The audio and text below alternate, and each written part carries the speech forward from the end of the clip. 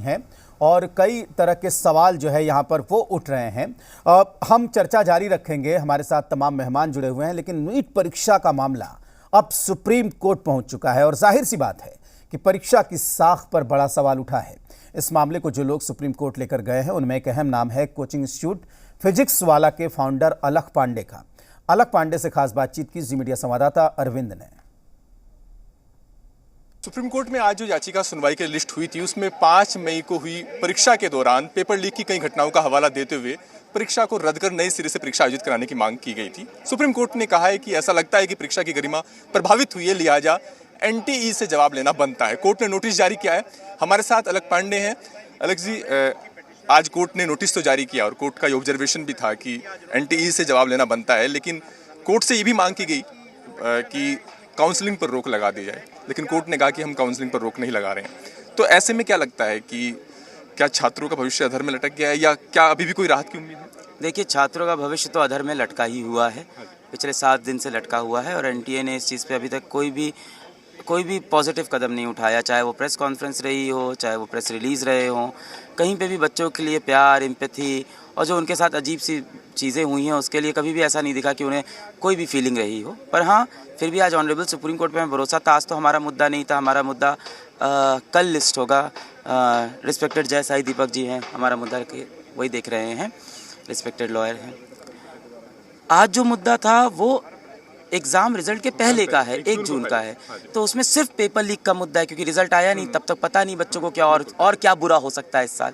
हमारा जो मुद्दा है वो पेपर लीक और ग्रेस दोनों बातों के अराउंड है कि पेपर लीक भी हुआ है, ग्रेस मार्क्स भी दिए हैं, राइट टू इक्वलिटी का वायलेशन हुआ है। कुछ पता नहीं है किस बच्चे को ग्रेस देना चाहिए, नहीं देना चाहिए, बोला सीसीटीवी से देखा है, जो हाई कोर्ट के थ्रू आया उसको दिया, जो नहीं आया उसको नहीं दिया। 720 तक ग्रेस नंबर लेके गए, रैंक इतनी इफेक्ट हुई। तो हमारा मुद्दा और ज़्यादा होलिस्टिक बहुत सारी चीज़ों के अराउंड है। पर आज आप इनिशियल साइन, सुप्रीम कोर्ट के पॉजिटिव साइन अगर हम देखें, मुझे लगता है हर समय हमें कुछ पॉजिटिव चीज़ें भी देखनी चाहिए ऐसे अंधेरों के समय में। तो पॉजिटिव साइन ये था, उन्होंने बोला कि उन्हें लगता है कि एग्ज़ाम की जो गरिमा है उसमें कहीं ना कहीं कॉम्प्रोमाइजेशन हुआ है और एनटीए से जवाब मांगा है। तो एनटीए हो सकता हो एक आम इंसान को, एक शिक्षक को, बच्चों को जवाब ना दे, पर सुप्रीम कोर्ट को तो जवाब आज देना पड़ेगा। आपकी जो याचिका दायर की गई है वो रिजल्ट के बाद है और उसमें ग्रेस मार्क और तमाम चीज़ों पर सवाल उठाए गए हैं। रिजल्ट पहले कैसे अनाउंस हो गया, 14 जून का वक्त दिया गया था, 4 जून का था, कुछ और याचिकाओं में है, लेकिन ये बात उठाई गई है। आपका सवाल ये कि 720 में से 720-67 बच्चों को मिल रहे हैं, ये सारी बातें सवालों में उठाई गई याचिकाओं में।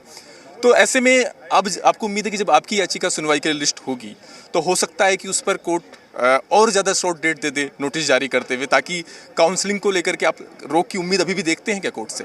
अब देखिए, ये कहना अभी बहुत मुश्किल है और बहुत अर्ली है कि काउंसलिंग पे रोक लगा सकते हैं कि नहीं। मुझे लगता है जो लोग ऑनरेबल सुप्रीम कोर्ट में बैठे हैं वो मुझसे बहुत ज़्यादा समझदार हैं इन चीज़ों में और देश के ऐसे फैसले उन्हीं के हाथ में रहने चाहिए।